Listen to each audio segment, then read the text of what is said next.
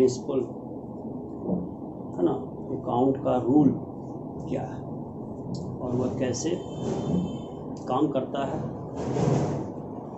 उसके अनुसार अकाउंट्स कैसे तैयार होता है, इन सारे टॉपिक्स के बारे में आज डिस्कस करेंगे। इससे पहले इंट्रोडक्टरी क्लास में बताए थे कॉमर्स क्या है, उसके बाद अकाउंटिंग क्या है ना, ये सारी बातें हम पहले 2 वीडियो में 11th के लिए डाल चुके हैं। आज बता रहे हैं कि अकाउंटिंग प्रिंसिपल क्या है ना। तो अकाउंटिंग प्रिंसिपल जिसके अनुसार पूरे वर्ल्ड में अकाउंट तैयार किया जाता है ना। तो कल या इससे पहले जो वीडियो हम डाले थे उसमें अकाउंटिंग प्रिंसिपल का चर्चा हुआ था, डेफिनेशन में और अदर में। तो वो प्रिंसिपल है क्या जिसका खोज लुकास पेसियोल ने किया था, नाम बताए थे डबल एंट्री सिस्टम। तो डबल एंट्री सिस्टम क्या है, कैसे काम करता है, उसके अनुसार फॉर्मूला क्या है ना। तो आज सबसे पहले हम बताने जा रहे हैं ना डबल एंट्री सिस्टम। हिंदी होता है दोहरा लेखा प्रणाली। इसी सिस्टम को लुकास पेसियोल ने 1494 में इन्वेंट किया था। इसका डेफिनेशन में बताया गया है कि दोहरा लेखा प्रणाली अर्थात डबल एंट्री सिस्टम है ना क्या है। इसमें है कि एवरी ट्रांजैक्शन हैज 2 एस्पेक्ट्स। प्रत्येक लेन देन, बिजनेस में बिना ट्रांजैक्शन का तो बिजनेस हो नहीं सकता है। तो कोई भी ट्रांजैक्शन में 2 एस्पेक्ट्स या 2 टर्म्स, हिंदी में 2 पहलू का होना जरूरी है। इसके बिना ट्रांजैक्शन कंप्लीट ही नहीं होता है। जैसे कि आपको हम पहले समझाए थे कि ट्रांजैक्शन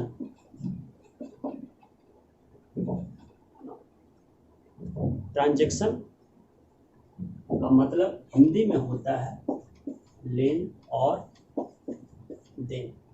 इसमें लेन देन तो डिफिनीशन में बताया गया है कि एवरी ट्रांजैक्शन हैज 2 एस्पेक्ट्स।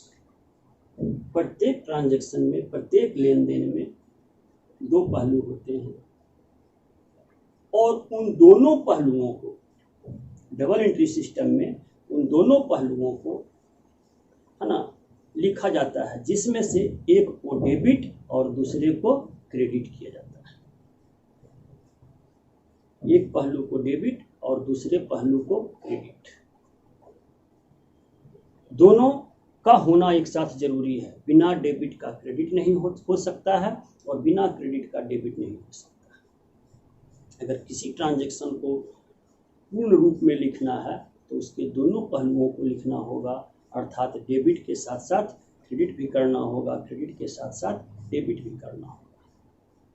अब अकाउंट्स लाइफ में, पूरी लाइफ में आपको डेबिट क्रेडिट है ना ही करना है हर चीज़ को, और यही यूज होगा, ये इस्तेमाल होगा डे टू डे हमेशा।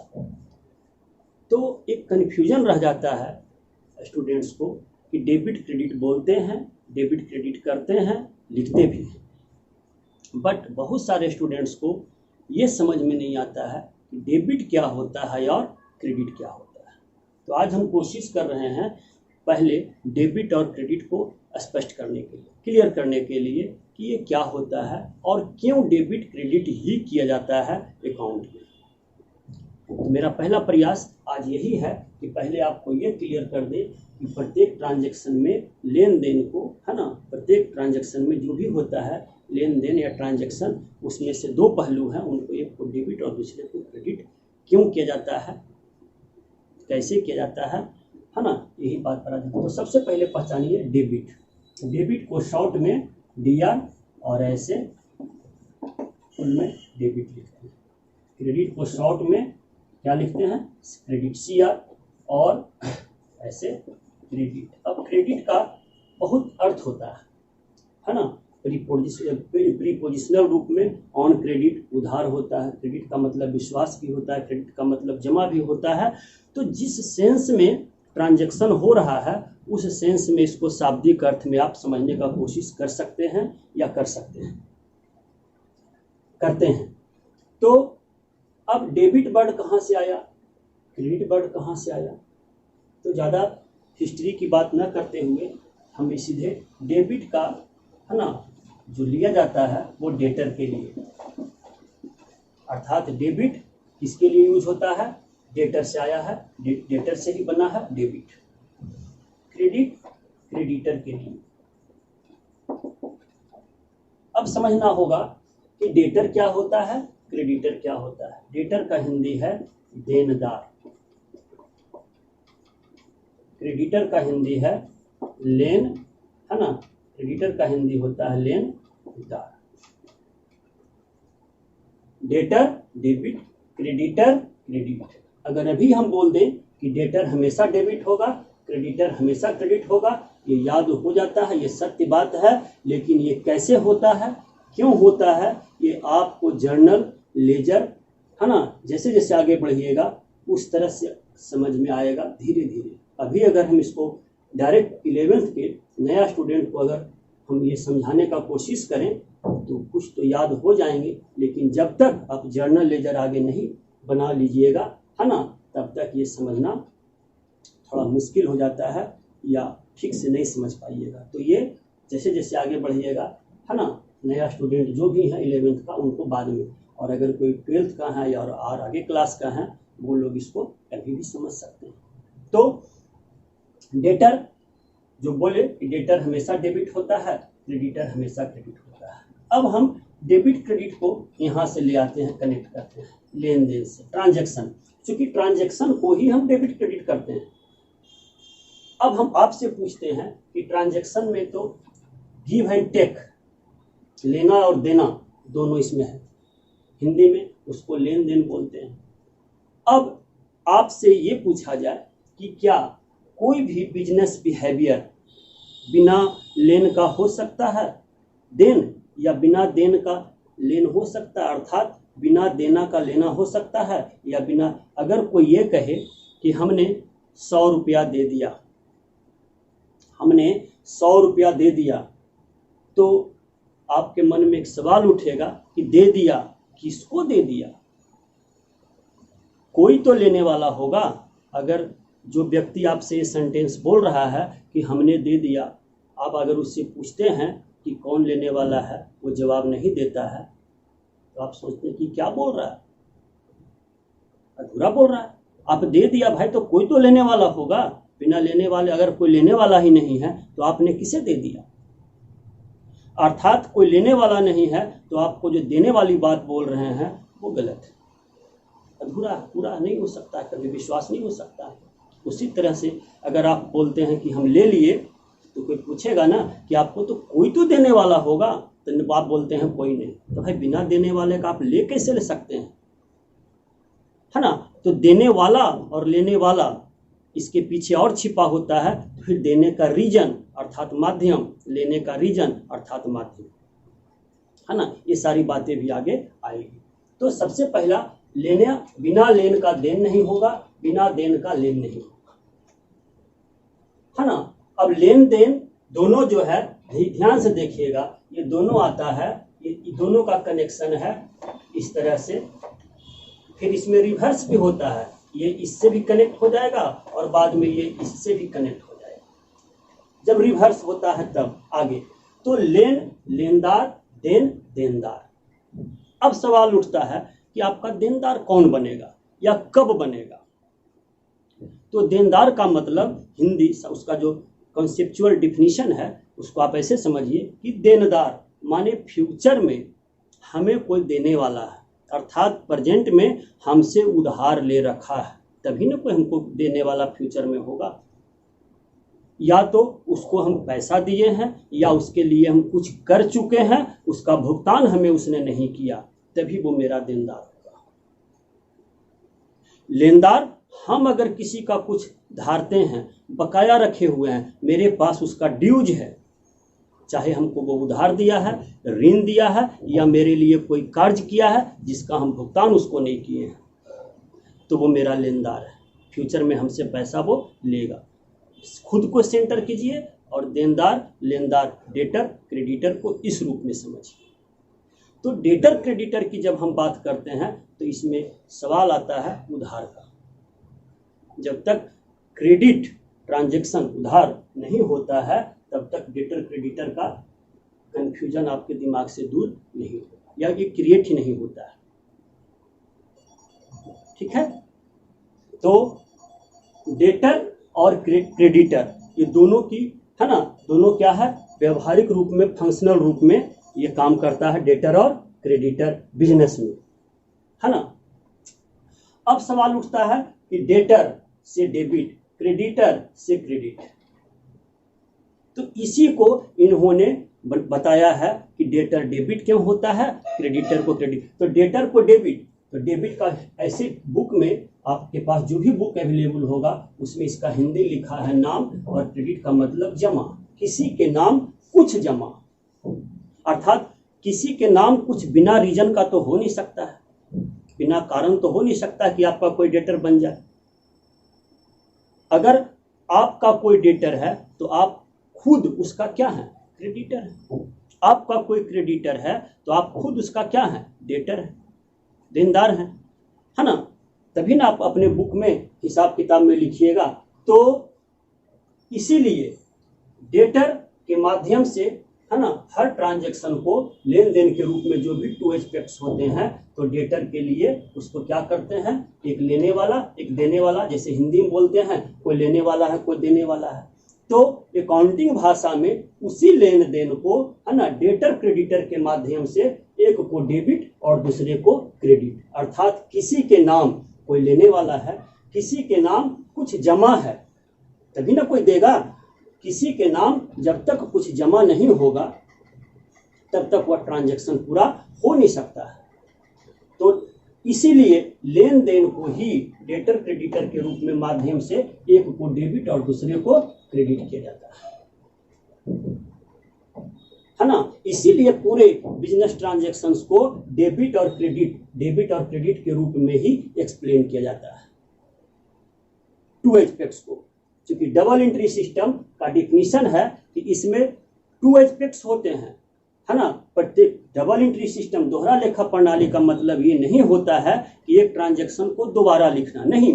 प्रत्येक ट्रांजैक्शन में दो पहलू होते हैं, टू एस्पेक्ट्स होते हैं। उन दोनों पहलुओं को, है ना, उन दोनों पहलुओं को एक्सप्लेन करना ताकि वो अच्छी से समझ में आ जाए, उससे निष्कर्ष निकाला जाए, है ना, एक्सप्लेन किया जाता है। तो प्रत्येक जितने भी जो भी टू एस्पेक्ट्स होते हैं उसमें से इस रीजन से, लेन देन को हिंदी में बोलते हैं कि लेन देन हो गया, फलाना ने लिया, फलाना ने दिया, फलाना ने इसलिए लिया, फलाना ने इसलिए दिया, फलाना ने ये लिया और फलाना ने ये दिया।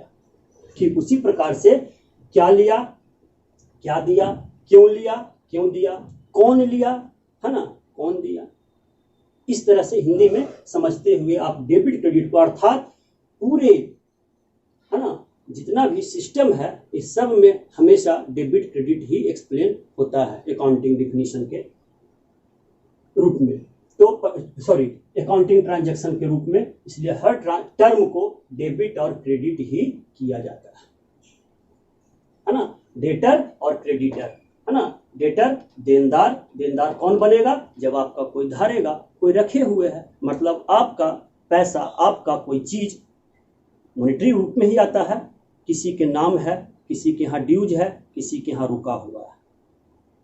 फिर उसको रिप्लेस कौन करता है, तो वो चीज, वो वस्तु। ट्रांजैक्शन, अब ध्यान दीजिए एक और बात पर इसको समझने के लिए कि कोई भी ट्रांजैक्शन अधूरा कब होता है और पूरा कब होता है, और थोड़ा सा क्लियर करने का कोशिश कर रहे हैं। जैसे आपने राम को उधार माल बेचा, राम को माल बेचा उधार, तब राम आपका क्या बना, डेटर। राम आपका क्या बना, डेटर। जब तक वो आपका पैसा न दे दे वो आपका देनदार है, आप उसका क्या है, क्रेडिटर है। तो आप अपने बही में आगे चल करके समझिएगा कि अपना ही नाम तो हमेशा, चूंकि आप तो खुद अपने कर रहे हैं, तो लेन देन होता क्या है, तो लेन देन करता तो आदमी ही है। कोई संस्था, चाहे वो आगे चल करके समझ में आएगा इसी में, कि चाहे वो पर्सन किसी रूप में है, लेन देन तो वही करता है, लेकिन लेन देन किसी चीज का, कोई संपत्ति का लेन देन का कोई माध्यम होता है, या तो सर्विस का ट्रांजैक्शन हो, सेवा का, या कोई वस्तु का, या कोई संपत्ति का। तो डेटर और क्रेडिटर को समाप्त कौन करता है ना, तो उसका रीजन आगे चल करके समझ में आएगा कि उसको रिप्लेस करता है, यानी ट्रांजैक्शन को अधूरा से पूरा कौन कराता है, कोई संपत्ति, कोई वस्तु, कोई सेवा। डेटर और क्रेडिटर दोनों को, जो कि आगे समझ में आएगा। इसीलिए हम बोले थे कि न्यू स्टूडेंट को अभी तुरंत वो बातें समझ में नहीं आएगी, थोड़ा सा अभी बोल रहे हैं, लेकिन फिर जब हम आगे क्लास देंगे, जब इसका समय आएगा तो हम बोलेंगे। लेकिन जो स्टूडेंट 11th में कुछ चैप्टर्स पढ़ चुके हैं, या जो 12th में चले गए आगे क्लास में, उनको ये सारी बातें समझ में आ सकती हैं। तो राम को आपने जब उधार माल बेचा तो राम आपका डेटर बन गया। अब आज उधार बेचे हैं तो पैसा वो फ्यूचर में 2 दिन, 4 दिन, 8 दिन, 10 दिन, महीना दिन बाद वो देगा। तो आज आपका ट्रांजैक्शन क्या है, आपने सिर्फ माल दिया है। आप माल किसके नाम कर दिए, राम के नाम कर दिए।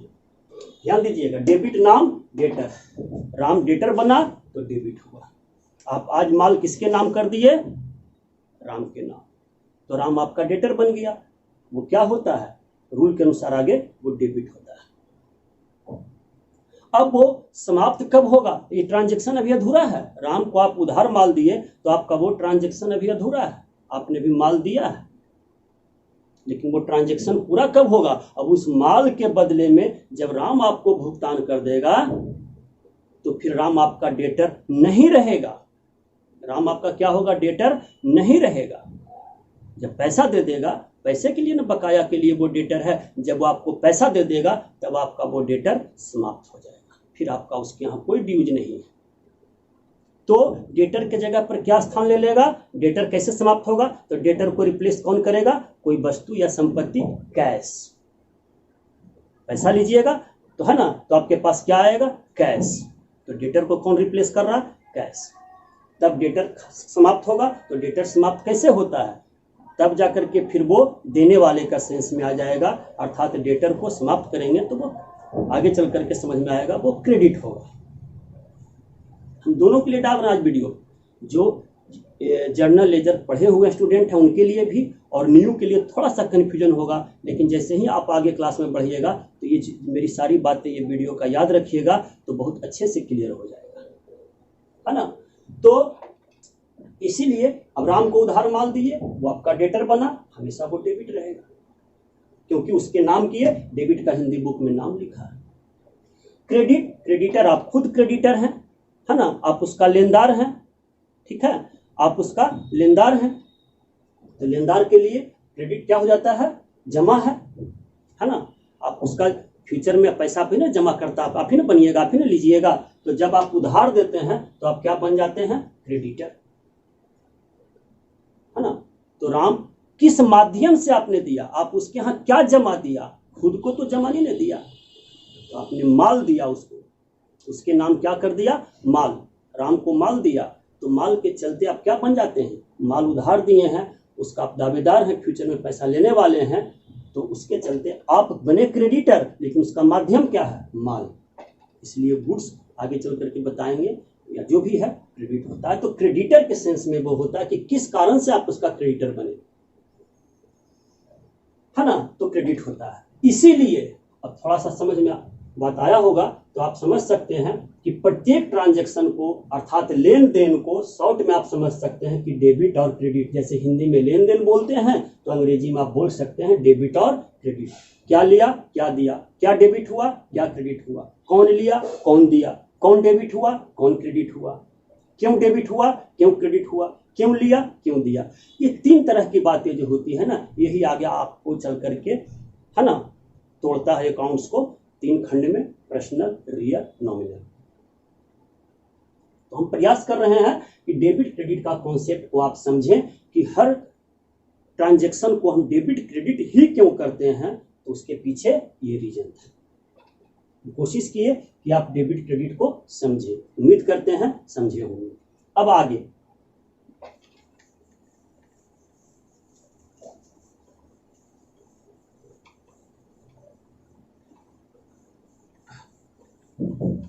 देखिए कि अब इन्होंने जो रूल बनाया लुकास पेसियोल ने, दोहरा लेखा प्रणाली, इसमें यही लिखा कि प्रत्येक ट्रांजैक्शन में दो पहलू होते हैं, दोनों पहलुओं में से एक को डेबिट एक को क्रेडिट किया जाता है। क्लियर हो गया कि डेबिट क्रेडिट क्यों किया जाता है। एक तो ये बात ठीक है, प्रत्येक ट्रांजैक्शन में अब इनके हिसाब से जो रूल बनाए हैं उस रूल के हिसाब से अकाउंट क्या होता है। देखिए अकाउंट का प्रकार हम बता रहे हैं, अकाउंट्स होता है, देखिए ध्यान से, पहला अकाउंट्स का प्रकार क्या है, पहला देते हैं पर्सनल, दूसरा देते हैं बताए हैं पर्सनल, और दूसरा ऐसे तो बताए हैं इम्पर्सनल।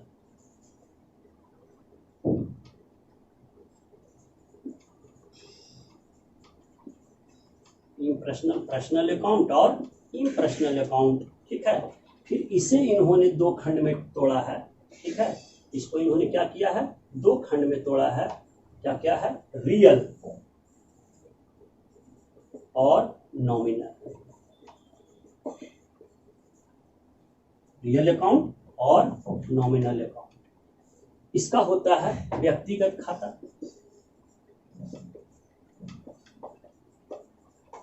इसका होता है अव्यक्तिगत खाता।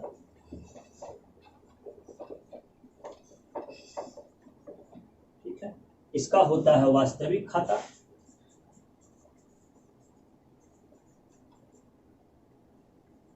इसका होता है अवास्तविक खाता।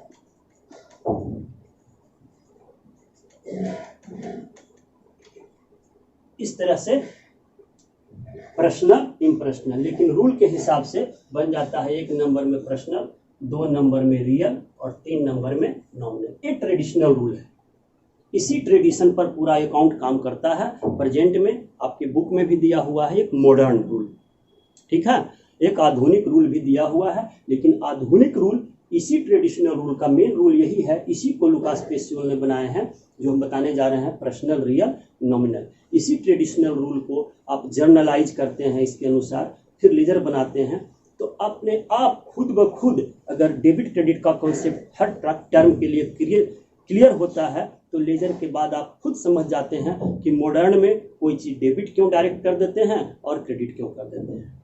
हम अभी भी आपको मॉडर्न से पढ़ा सकते हैं, बता सकते हैं, लेकिन डायरेक्ट मॉडर्न में बोलेंगे कि एसेट्स को डेबिट करो, लायबिलिटी को क्रेडिट करो, एक्सपेंडिचर को डेबिट करो, इनकम को क्रेडिट करो। उसका रीजन भी बताएंगे, इंक्रीज किया तो डेबिट करो, डिक्रीज, ये सारी चीज बता सकते हैं, लेकिन आपको दिमाग में एक कंफ्यूजन अवश्य रहेगा कि ऐसा करते क्यों हैं। जिनका पढ़ाई डायरेक्ट मॉडर्न से शुरू होता है, अर्थात कंप्यूटर डेबिट क्रेडिट टैली के रूप में, है ना, तो मेरे हिसाब से वो फुल्ली सेटिस्फैक्ट्री नहीं होता है।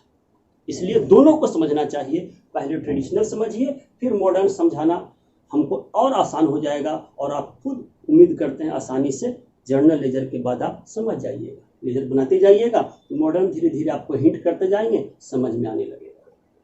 तो चलिए आज हम पहले ट्रेडिशनल रूल का बात करते हैं, पर्सनल, रियल और नॉमिनल।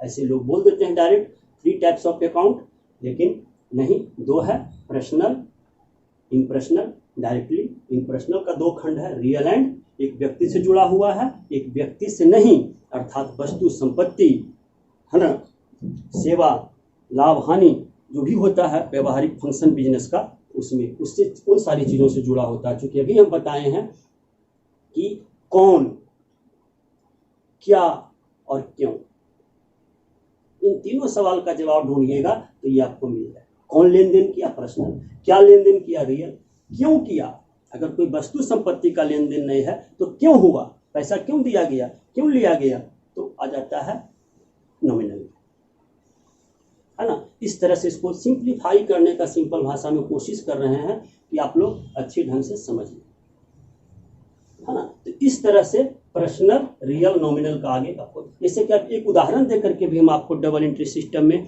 दोनों एस्पेक्ट्स को आपको हम समझाने का प्रयास करते हैं। जैसे आप कहते हैं कि आपको एक बुक की आवश्यकता है, तो अब देख सोचिए कि बुक आपको आवश्यकता है तो आपको बुक लेना है, अर्थात आपको बुक की जरूरत है। आप एक व्यक्ति हैं जिनको बुक चाहिए, लेने वाले हैं। अगर कोई देने वाला अर्थात कोई बेचने वाला बुक नहीं हो, आपके पास पैसा भी है और बुक आपको जरूरत है, आप बुक लेने वाले हैं, तो आप बुक तभी लेते हैं, है ना, जब कोई दुकानदार आपको बुक देता है, अर्थात आपको बुक बेचता है, तभी आप खरीदना माने लेना, बुक लेना, और वो तभी। तो आपको बुक लेना है तो जरूर कोई न कोई बुक देने वाला व्यक्ति, तो दो पर्सन हुआ, एक लेने वाला दूसरा देने वाला। डबल एंट्री सिस्टम में एक लेने वाला दूसरा देने वाला, दोनों होना चाहिए, पर्सनल में आ गया। क्योंकि लेन देन पर्सनल ही करता है, पर्सन ही करता है, इसलिए डेटर क्रेडिटर को पर्सनल अकाउंट को ही केंद्रित करके, है ना, पॉइंटेड करके डेबिट और क्रेडिट बना। इसको ये जो दोनों आता है रियल नॉमिनल, इसी को रिप्लेस करता है, इसी को पूरा करता है ना, तब ये दोनों जगह लेता है कि आखिर आदमी लेन देन करता है तो कोई चीज का ही ना करेगा, कोई सेवा का ही ना करेगा। लेन देन तो आदमी ही करेगा, लेकिन वो भी जरूरी है कि क्या चीज का लेन देन कर रहा है, क्यों लेन देन कर रहा है, तो ये दोनों आता है। इसके बिना भी लेन देन पूरा संभव है। तो वही बताने जा रहे हैं कि पर्सनल अकाउंट में दो व्यक्ति होना चाहिए, तभी आप, एक बुक देने वाला, आप बुक लेने वाला, दो पर्सन।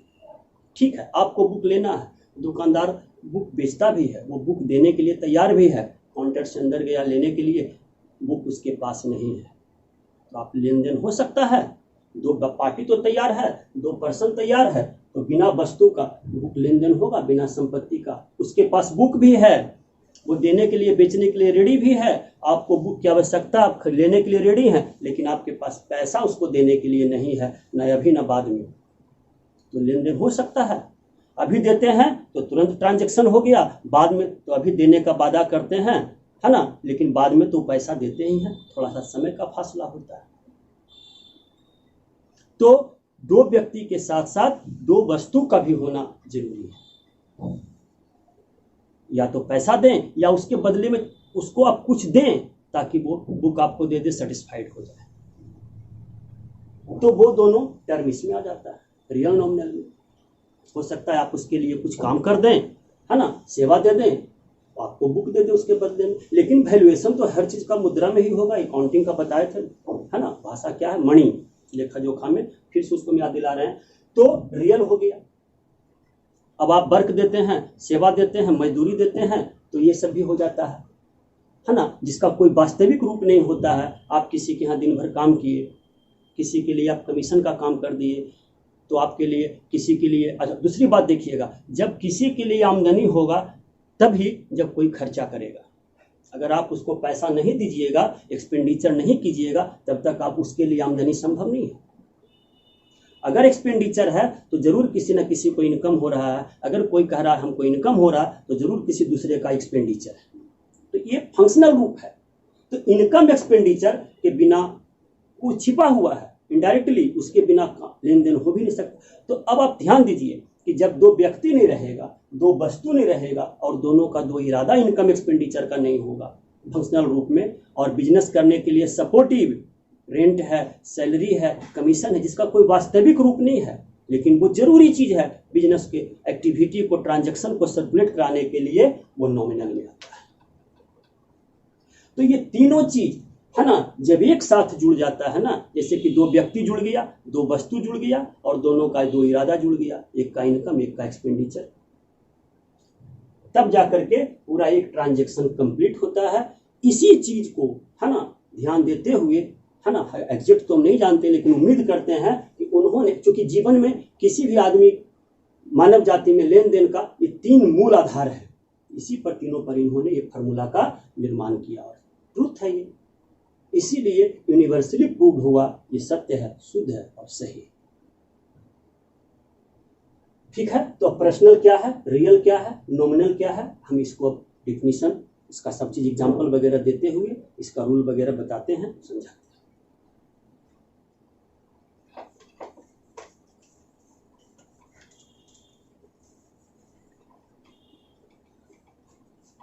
तो सबसे पहला है पर्सनल अकाउंट, है ना। डिफिनीशन आप सुन लीजिएगा, नोट कर सकते हैं तो अपने कॉपी में कर ले सकते हैं जब भी देखें। तो सबसे पहला है पर्सनल अकाउंट। पर्सनल अकाउंट माने व्यक्तिगत खाता। व्यक्तिगत खाता हिंदी है वह खाता जो पर्सन से रिलेटेड हो। अब अकाउंट में कितने तरह के पर्सन होते हैं वो आगे हम बताने वाले हैं। वह खाता the account which is related with personal या persons, that is personal account, है ना। अब इसमें Ram, Mohan, Sohan, bank, company, firm, ठीक है, ये सब आता है। कैपिटल, ड्राइंग, ये सब आएगा पर्सनल में। अब ये कैसे आता है, तो पर्सनल अकाउंट को हम 3 भाग में तोड़ते हैं, है ना। पहला भाग क्या है तो देखिए, पहला भाग है पर्सनल अकाउंट का, अकाउंट के हिसाब से नेचुरल पर्सन। इसमें एक होता है नेचुरल पर्सन, दूसरा होता है आर्टिफिशियल पर्सन,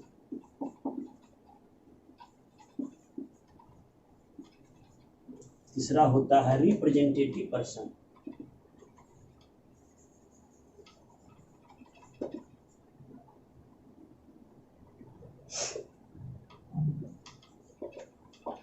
रिप्रेजेंटेटिव पर्सन,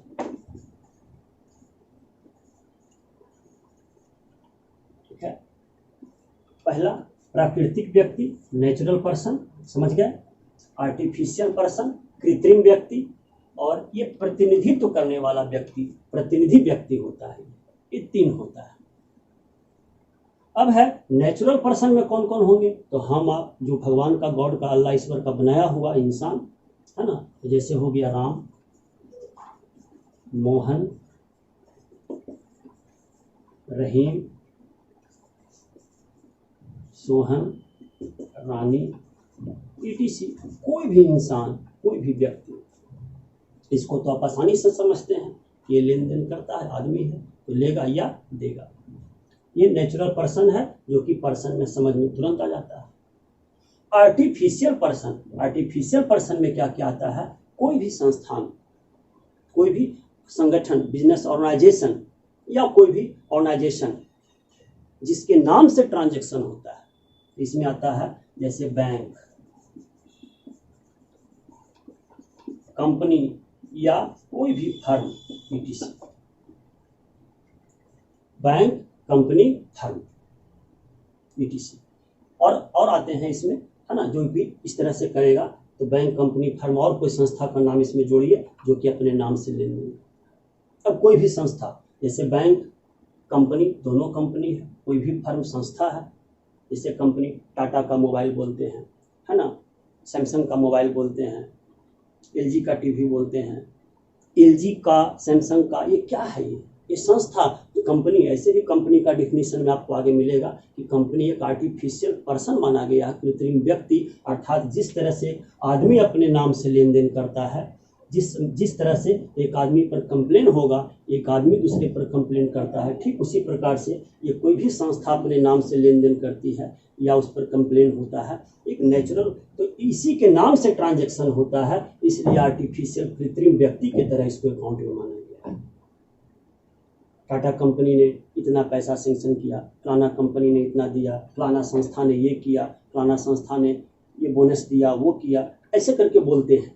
तो बोलचाल की भी भाषा में समझ में आता है कि अपने नाम से कोई ट्रांजैक्शन कर रहा है, इसलिए आर्टिफिशियल पर्सन, कृत्रिम व्यक्ति अकाउंट में पर्सन होता है। रिप्रेजेंटेटिव, प्रतिनिधित्व व्यक्ति, तो इसमें आता है कैपिटल,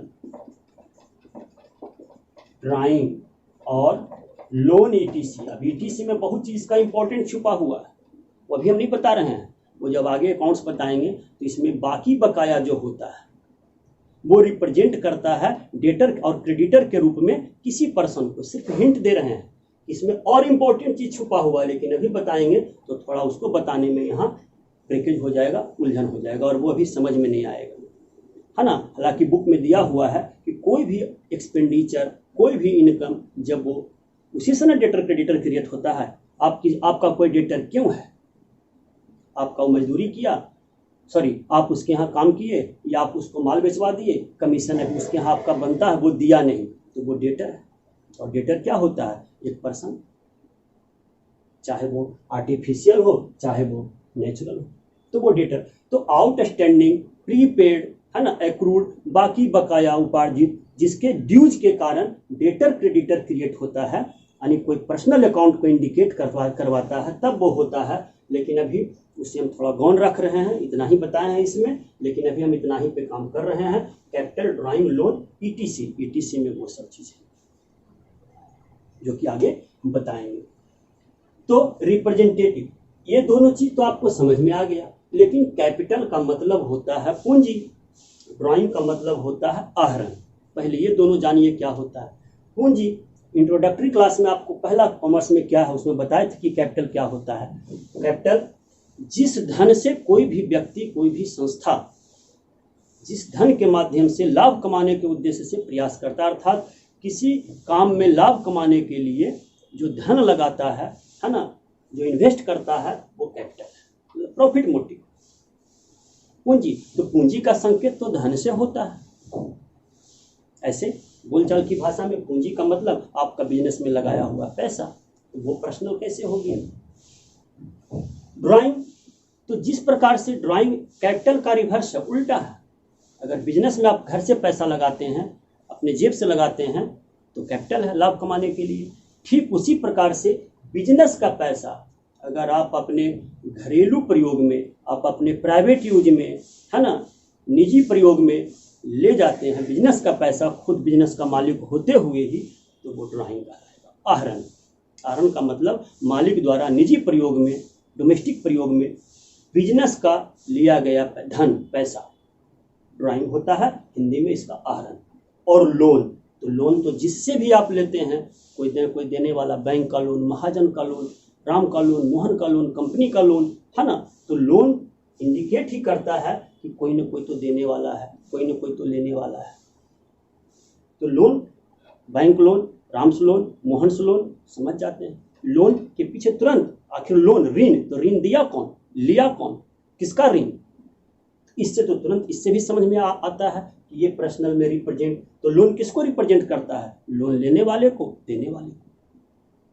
कौन दिया, बैंक दिया, महाजन दिया, तो ये रिप्रेजेंट किया। उसी तरह से कैपिटल ड्राइंग किसको रिप्रेजेंट करता है। आप जब जर्नल एंट्री बनाइएगा तो पहला एंट्री ही कैश टू कैपिटल होता है। क्यों होता है? अब कैपिटल, बिजनेस में पूंजी कौन लगाता है, बिजनेस का ओनर, बिजनेस का मालिक, बिजनेस का मालिक। अब बिजनेस में जैसे कि मान लीजिए आपका एक छोटा सा टीवी का दुकान है, छोटा सा नहीं, एक शोरूम आपका है, आप उसके ओनर हैं, आप उसके मालिक हैं, आपका नाम है राजू, राजू एंड सन्स करके बिजनेस लिखा हुआ है। अब राकेश नाम का सब जो कोई भी है जो आपको पैसा दे गया, एक व्यक्ति आपका मैनेजर है, या सॉरी उसको छोड़ दीजिए, आप अपने बिजनेस में खुद पैसा दिए, है ना, आपका नाम राजू है, आपने उस बिजनेस में पैसा लगाया, दिया, आप गए बिजनेस में, अपने अकाउंटेंट मैनेजर को बोले 2 लाख रुपया लीजिए और फलाना फलाना काम इसमें जो बिजनेस का करना है, माल ले आइए, ये कीजिए, वो कर दीजिए। अकाउंटेंट क्या लिखेगा? अगर अकाउंटेंट लिखता है कि राजू ने 2 लाख रुपया दिया, अब बोलिए इस सेंटेंस से क्या, बिजनेस में एक चीज और समझिए कि आप बिजनेस में नाम से इंडिकेशन किसका होता है। आप किसी दुकान पर खड़ा हुई, दुकानदार बोल रहा मोहन पैसा नहीं दिया, राजू ले गया नहीं दिया, राकेश ने उसके यहाँ इतना ड्यूज है, तो आप क्या समझिएगा, कुछ नहीं बोल रहा इतना ही, तो आप यही ना समझिएगा कि उसका कोई कस्टमर होगा, कोई ग्राहक होगा या सप्लायर होगा। ये तो नहीं समझिएगा कि वो बिजनेस का मालिक ही के बारे में बोल रहा है। तो जनरली बिजनेस में अगर किसी का नाम लेते हैं डेटर क्रेडिटर के रूप में यूं ही, तो वो क्या हो जाता है, ग्राहक, कस्टमर। लेकिन मालिक तो कस्टमर नहीं है, तो कौन मालिक का नाम लिखिएगा, राजू ने, अब अकाउंटेंट लिख दे कैश रिसीव्ड फ्रॉम राजू, तो राजू आप हैं। दूसरी तरफ ये भी देखिए, आपसे कोई माल उधार लेता है आपके बिजनेस दुकान से, वो भी, उसका भी तो राजू नाम हो सकता है। तो राजू कौन, कंफ्यूजन क्रिएट होता है। तो कस्टमर के रूप में तो उसको पहचान दिला देते हैं, लेकिन अगर आपका भी नाम बिजनेस में लिख दिया जाए राजू ने दिया तो हमेशा कन्फ्यूजन क्रिएट होगा, बताना पड़ेगा राजू ने भाई मालिक, उसके अजीब सा हो जाता है, कॉन्सेप्ट क्लियर नहीं हो पाता है। तो ट्रांजैक्शन में लेन देन तो होता है, आदमी ही करता है, लेकिन किस रूप में कर रहा है इस पर भी ध्यान देना है। लेन देन, जैसे आप किसी को पैसा देते हैं तो क्यों दे रहे हैं, ग्राहक के रूप में या लेंडर उधार देने वाले के रूप में कर्जा दे रहे हैं या क्या दे रहे हैं। सिर्फ आदमी का नाम लिखने से किस प्रकार से लेन देन हुआ ये क्लियर नहीं होता है। ठीक उसी प्रकार से बिजनेस का ओनर अगर पैसा देता है बिजनेस में तो उसका एक ही मतलब है पूंजी, मालिक द्वारा लगाया गया पैसा ही बिजनेस में क्या कहलाता है, कैपिटल। और दूसरा पैसा कोई भी बिजनेस में आए जाए वो कैपिटल नहीं हो सकता है। अगर आप राजू नहीं लिखते हैं बिजनेस में मालिक का नाम से, ट्रांजैक्शन नहीं, सीधे लिख देते हैं कि कैपिटल से 2 लाख रुपया पूंजी आया 2 लाख रुपया, तो आप ऑटोमेटिक समझ जाता है कि मालिक का पैसा है। मालिक कौन है तो मालूम है। तो कैपिटल किसको रिप्रेजेंट करता है, उसके ऑनर को। कैपिटल का मतलब मालिक का पैसा, ऑनर का पैसा। लेकिन उसके नाम लिखने से बहुत सारा कन्फ्यूजन, ट्रांजैक्शन स्पष्ट नहीं हो पाएगा, क्योंकि बहुत ज़्यादा कंपनी के सेक्टर में ऑनर हो जाते हैं, बहुत तरह के इसमें विवाद उत्पन्न हो जाएगा, बहुत तरह का इसमें कन्फ्यूजन क्रिएट हो जाता है। तो एक सिंगल वर्ड है कैपिटल, जो भी मालिक पैसा लगाया है उसको आप क्या कर सकते हैं, कैपिटल। कैपिटल का मतलब, इसीलिए पैसा देने वाला कौन होता है, मालिक। कैपिटल लिख दीजिए, कैपिटल का मतलब मालिक पैसा दे रहा है बिजनेस में। वापस लिया तो कैपिटल, तो वापस लेना है ना, कैपिटल वापस लेना और बिजनेस का पैसा यूज करना, थोड़ा सा दोनों में फर्क होता है। पूंजी, अगर बिजनेस का स्थिति खराब है तो पूंजी के रूप में वापस, उसको ड्राइंग नहीं कहेंगे, डायरेक्ट वो पूंजी को ही कम करना हुआ। लेकिन ड्राइंग, बिजनेस समान रूप से चल रहा है, बिजनेस का जो पैसा है जो भी लेते गए बाद में हिसाब होता है, आगे की बात है। तो ड्राइंग ठीक उसी का उल्टा। आहरण, अगर मालिक गया बिजनेस में, कुछ पैसा मांगा कि भाई मेरा इतना लाओ, या काउंटर से खुद ले लिया और बोल दिया कि हम इतना पैसा ले जा रहे हैं। तो अब यहाँ एक सवाल उठता है कि फिर मालिक ही अपना बिजनेस से हिसाब किताब क्यों लिख रहा है। तो इसमें होता है बिजनेस एंटिटी का टॉपिक है, कॉन्सेप्ट है ना। बिजनेस एंटिटी का मतलब कि बिजनेस का हिसाब अलग और बिजनेस के मालिक का अपना हिसाब अलग। जब तक दोनों अलग अलग नहीं होगा तो बिजनेस में एग्जैक्ट क्या हो रहा है ये पता नहीं चलेगा, है ना। आप ही का ढेर 2-3 दुकान है, कौन दुकान में नफ़ा है नुकसान है आप कोई हिसाब नहीं करते हैं, ऐसे ही गए लिए, लास्ट में आपको पता ही नहीं चलेगा कि कौन सा बिजनेस में हमको नफ़ा है कौन सा नुकसान है। तो ये नफ़ा नुकसान, किस बिजनेस का परफॉर्मेंस अच्छा है किसका बुरा है, ये जानने के लिए तीनों बिजनेस का हिसाब और अपना अलग अलग रखिए। आप ही मालिक हैं, आप ही सब लीजिएगा दीजिएगा, लेकिन अलग अलग रखिएगा, तब पता चलेगा कि बिजनेस में क्या हो रहा है। तो बिजनेस एंटिटी का जो पॉइंट है बहुत इंपॉर्टेंट है, कैपिटल और ड्राइंग, है ना, लिखने के लिए। इसीलिए लिखा जाता है कि बिजनेस का पैसा अगर मालिक घर में ले गया, है ना, अपने पर्सनल यूज में, तो ठीक है मालिक है ले गया, लेकिन हिसाब तो लिखाएगा ना, तब ना पता चलेगा कि बिजनेस का पैसा इतना मालिक के यहाँ गया है, वो भी इनकम में जुड़ेगा, बिजनेस का इनकम है तब ना आप ले गए। तो ड्राइंग होता है। अब ड्राइंग कौन कर सकता है बताइए, कौन जाएगा काउंटर खोलेगा पैसा ले लेगा, कोई ग्राहक कोई स्टाफ, ऐसा तो नहीं। सिर्फ और सिर्फ कौन कर सकता है, ऑनर, मालिक कर सकता है। वहाँ भी अगर लिख देते हैं राजू ने पैसा ले गया तो कन्फ्यूजन क्रिएट होगा।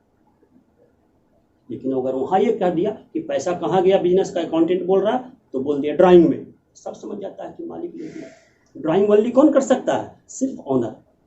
बिजनेस में पैसा कौन लगा सकता है, सिर्फ ऑनर, लाभ मोटिव, प्रॉफिट मोटिव से। तो कैपिटल और ड्राइंग ये दोनों किसको रिप्रेजेंट किया, ऑनर को। इस टॉपिक को समझना बहुत जरूरी है, क्योंकि हम जितने समय से पढ़ा रहे हैं, सारे स्टूडेंट तो नहीं लेकिन बहुत सारे स्टूडेंट, लगभग 80% स्टूडेंट का ये कन्फ्यूजन होता है कि हमने कैश टू कैपिटल तो एंट्री वो लोग कर लेते हैं, हम पूछते हैं कैपिटल क्यों किए, तो होता है बस इतना ही। बहुत सारे लोग बोलते हैं, कुछ लोग कोशिश करते हैं लेकिन क्लियर नहीं कर पाते हैं। तो इसके पीछे कॉन्सेप्ट यही है कि कैपिटल और ड्राइंग को क्यों किया जाता है डेबिट क्रेडिट, किसमें, पर्सनल अकाउंट में, क्योंकि ये रिप्रेजेंट किसको करता है, ऑनर को। मालिक पैसा ले गया, मालिक पैसा दे गया, ऑनर पैसा ले गया, ऑनर पैसा दे गया। और लोन के बारे में, तो जो भी लोन देने वाला है, लोन तो कोई तो कोई देने वाला होगा। कौन है? बैंक है, राम है, मोहन है, सोहन है, ऑटोमेटिक समझ जाते हैं। ये भी रिप्रेजेंट करता है किसी न किसी व्यक्ति को, किसी न किसी संस्था को। तो इस तरह से अब आप कह सकते हैं कि पर्सनल अकाउंट का एग्जाम्पल में क्या है? Ram, Mohan, Sohan, bank, company, firm, capital, drawing, loan. ठीक है। अब इसका रूल है, जब डिफिनीशन समझ गए, एग्जाम्पल समझ गए, तब इसका रूल क्या है डेबिट क्रेडिट करने का। अगर आपको ट्रांजैक्शन आपके सामने आया और उसमें ट्रांजैक्शन में अगर एस्पेक्ट पहलू टर्म आ गया पर्सनल अकाउंट का, इन तीनों में से कोई, तो उसे डेबिट क्रेडिट कैसे कीजिएगा? तो फंक्शनल रूप में ही बना है फॉर्मूला, लेकिन अभी आपको फॉर्मूले से मतलब है कि डेबिट कैसे करते हैं। इसका रूल है debit is the receiver. Traditional rule में क्या है? Debit is the receiver. Debit क्या है? रिसीवर। क्रेडिट क्या होता है इसमें? Credit is the giver.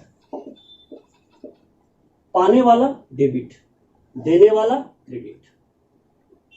पाने वाला डेबिट, देने वाला क्रेडिट। पर्सनल अकाउंट का टर्म को अगर कोई ले रहा है तो वो डेबिट होगा, कोई दे रहा है तो वो क्या होगा? क्रेडिट। अब आगे इसको डिटेल होगा। डेटर क्रेडिटर बना और डेटर क्रेडिटर फिर समाप्त हुआ, दोनों रीजन से डेबिट क्रेडिट। डेटर जब बनता है तो डेबिट, और जब डेटर समाप्त होगा तो वही डेटर फिर होता है देने वाला क्रेडिट। उसी तरह से क्रेडिटर जब बनता है तो वो लेने वाला है, फ्यूचर में हमसे पैसा लेगा, है ना, लेने वाला है। क्रेडिटर बना, उसका जमा है मेरे यहाँ तो क्रेडिट।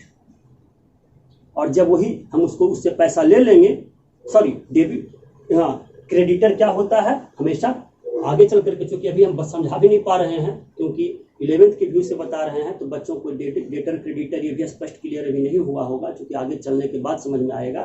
तो अभी बस इतना ही जानिए कि debit is the receiver, credit is the giver. देने वाला अगर कोई है तो वो क्या है? हमको उधार दिया तो वो मेरा क्रेडिटर है, वो क्रेडिट होगा। और जब हम उसको पैसा देंगे तो फिर वो रिसीवर हो जाएगा, वो डेबिट होता है। पर्सनल अकाउंट में ही होता है संक्षेप में। तो debit is the receiver, credit is the giver. अब चाहे इसमें से जो भी हो, डेबिट है तो रिसीवर होगा, क्रेडिट है तो गिवर होगा। ये पर्सनल अकाउंट का रूल हो गया। अब है आगे चलते हैं दूसरा, रियल अकाउंट।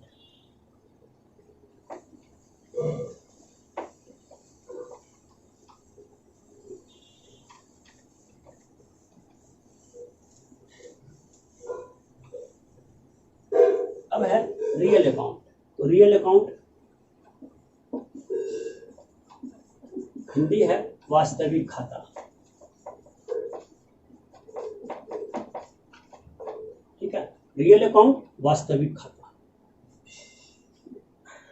वास्तविकता क्या है? तो वास्तविकता होता है कोई वस्तु या संपत्ति। और संपत्ति आगे चल करके दो तरह का आता है, टेंजिबल और इंटेंजिबल। उसकी चर्चा आगे होगी डिटेल में। तो वस्तु तो समझ गए, छोटा से बड़ा कोई भी वस्तु, या उसको जब लंबे यूज के लिए प्रयोग करते हैं, है ना, डेली के लिए, तो डे टू डे के लिए आज आया कल गया, लेकिन एक बार लेते हैं लंबे समय प्रयोग होता है, या उसको स्थायी रूप से रखते हैं तो एसेट्स बन जाता है। तो कोई भी वस्तु या संपत्ति, एसेट्स और थिंग्स जो भी है, कोई भी वस्तु, छोटा बड़ा कुछ भी, चाहे वो एसेट्स रूप में हो या जनरल हो, वो सब रियल अकाउंट में आता है। बिजनेस में व्यक्ति पर्सनल अकाउंट क्या करता है? लेन देन करता है। किसका? तो कोई संपत्ति का या कोई वस्तु का। वस्तु संपत्ति का बिजनेस में क्या फंक्शन है? खरीदते हैं तो आता है, बेचते हैं तो जाता है। ध्यान दीजिएगा, खरीदे, बिजनेस में खरीद बिक्री होता है। खरीदेंगे तो आएगा, बेचेंगे तो जाएगा। दूसरी तरफ ध्यान दीजिएगा, जो कि मॉडर्न में बताया जाता है, खरीदेंगे तो मेरे यहाँ आज एक कलम है, एक और खरीदे तो 2 हो गया, 3 हो गया, 4 हो गया। तो खरीदने का मतलब क्या है? आना, अर्थात एसेट्स या वस्तु इंक्रीज करेगा, बढ़ेगा। और बेचेंगे तो जाएगा, है ना, जाना। बेचेंगे तो जाएगा, मतलब 4 कलम था, एक बेच दिए तो 3 बचा, एक और बेच दिए 2 बचा। तो जब जाने का सेंस क्या है? घटना। वस्तु या एसेट्स का मतलब है, आने का मतलब आ रहा है तो मेरे यहाँ बढ़ रहा है, जाने का मतलब घट रहा है। तो रियल अकाउंट में यही है, कोई भी वस्तु संपत्ति। एग्जाम्पल में इसका ले लीजिए, जैसे land, building, plant, machine, cash, ध्यान दीजिएगा, गुड्स, गुड्स माने माल, गुड्स है ना, गुडविल, ध्यान दीजिएगा यहाँ क्या है, गुडविल, पैटेंट, ETC, बहुत तरह की वस्तुएं, जमीन जायदाद, घर मकान, प्लांट मशीन, बिजनेस में रुपया पैसा, बैंक बैलेंस, कैश बैलेंस, माल, माल क्या चीज होता है, जिस चीज का आप बिजनेस करते हैं, लेन देन करते हैं अपने बिजनेस में, वो माल है, ठीक है। गुड्स होता है। गुडविल, तो गुडविल एक चैप्टर है, आपको 12th में पढ़ने का मिलेगा, वहाँ डिफिनीशन है ना। गुडविल को आप देख नहीं सकते हैं, छू नहीं सकते हैं, अलग करके बेच भी नहीं सकते हैं संपत्ति के रूप में, तो सिर्फ महसूस, और बहुत इंपॉर्टेंट चीज होता है ख्याति, हिंदी है ख्याति, ख्याति कहाँ से है, प्रसिद्धि, आपका नेम फेम जो बिजनेस का बनता है, जिसके बल पर आपके यहाँ अधिक से अधिक ग्राहक जुड़ते हैं, फलाना नामी दुकान है, फलाना ये है, तो ग्राहक बढ़ जाता है, उसका सेल बढ़ जाता है, उसका प्रॉफिट बढ़ जाता है उस ताकत पे, प्रसिद्धि पे, उसको कहते हैं गुडविल। उसको एग्जैक्ट कोई उसका मूल्यांकन नहीं कर सकता है, लेकिन फिर भी जैसा कि हम बोले थे अकाउंटिंग के डिफिनीशन में कि जब अकाउंट में कुछ ऐसे ट्रांजैक्शन जिसका कि एग्जैक्ट मूल्यांकन ना हो, लगे कि मूल्यांकन भी ना हो, फिर भी उसका बहुत ही महत्वपूर्ण रोल होता है ट्रांजैक्शन में, बिजनेस का अस्तित्व में, अकाउंटिंग में, तो उसको मनी मेजरमेंट में भी, तो गुडविल का भी वैल्यू होता है। तो गुडविल भी महत्वपूर्ण संपत्ति है। पेटेंट एक समझौता होता है, ट्रेडमार्क, कॉपीराइट, ये सब इसी तरह से एक एग्रीमेंट है, कोई वास्तविक रूप इसका दिखता नहीं है, लेकिन वास्तविकता से संबंध है इसका, वास्तविक रूप में महसूस होता है ना। ये सब संपत्ति के तरह यूज होता है। तो कोई भी वस्तु या संपत्ति रियल अकाउंट है। फंक्शन क्या है, आएगा तो बढ़ेगा, जाएगा तो घटेगा, और लेन देन में क्या होता है, कोई भी पर्सनल अकाउंट वस्तु या संपत्ति का ही लेन देन करता है, जिसमें खरीदते हैं, लेते हैं तो आता है, देते हैं या बेचते हैं तो जाता है। तो ट्रेडिशनल रूल इसी पर बना है, rule debit what comes in, debit what comes in, और क्रेडिट भाट क्या होता है, credit what goes out. Debit जो आता है वो डेबिट, जो जाता है वो क्रेडिट। अब आना जाना डेटर को ही रिप्लेस करेगा। डेटर लेन देन जब करता है तो एक ले रहा है तो दूसरा क्या ले रहा है, क्या जा रहा है आपके यहाँ से, तो वो आगे जब ट्रांजैक्शन बताएंगे है ना, एंट्री जनरल बताएंगे तो ज़्यादा समझ में आएगा।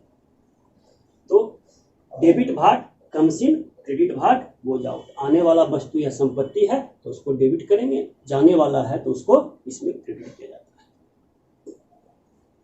इसके पीछे रीजन भी है, कोशिश करेंगे कि कॉन्सेप्चुअली इसको आगे, लेकिन वो अभी समझ में नहीं आएगा जब तक जर्नल का कुछ चीज़ आप नहीं जानिएगा, तब तक ये समझ में, फंक्शनल रूप में नहीं जानिएगा तो समझ में नहीं आएगा। तीसरा है नॉमिनल अकाउंट।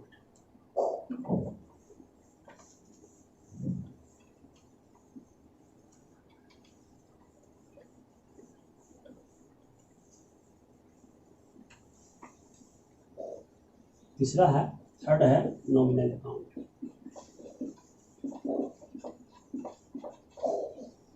इसका हिंदी होता है नाम मात्र, है ना, नाम मात्र या अवास्तविक भी बोलते हैं, है ना, रियल और वास्तव नहीं, अवास्तविक, नाम मात्र का खाता या अवास्तविक खाता। वास्तविकता इसका अस्तित्व होता है लेकिन वास्तविक रूप में दिखता नहीं है, और इसके बिना ट्रांजैक्शन भी पूर्ण नहीं हो सकता है। कहीं बिजनेस का सपोर्टिव रूप में निकलेगा, कहीं मूल रूप में निकलेगा, लेकिन इसके बिना भी ट्रांजैक्शन पूरा हो नहीं सकता है। इसका एग्जाम्पल है, आप बिजनेस करते हैं तो बिजनेस करने के लिए आपको मंथली रेंट देना पड़ता है, स्टाफ है उसको सैलरी देना पड़ता है, सैलरी से उसका सेवा लेते हैं। वास्तविक चीज तो दिखता नहीं कि कोई संपत्ति लिए और दो डेट आज काम लिए उसको पैसा दिए वो खत्म, वो संपत्ति भी नहीं, वस्तु भी नहीं दिखता है, लेकिन उसका जरूरत है, महत्व उसके बिना बिजनेस बिजनेस का सपोर्टिव स्टाफ होता है, रेंट होता है, और मूल सपोर्टिव दिखता है लेकिन मूल फंक्शन के रूप में वो कार्य करता है नॉमिनल अकाउंट। जैसे इसका एग्जांपल है रेंट, सैलरी, कमीशन, है ना, डिप्रिसिएशन,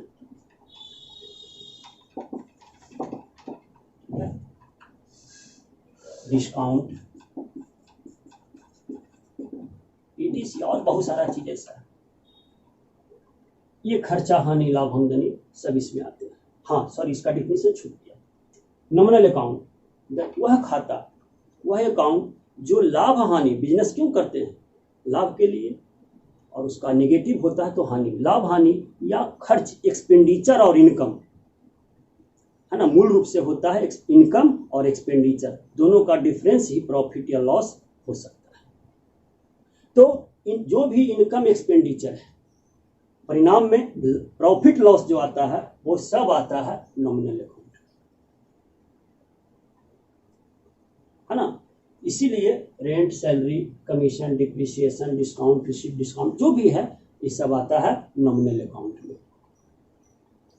है ना। ये भी इसका रूल है debit all expenses and losses, credit all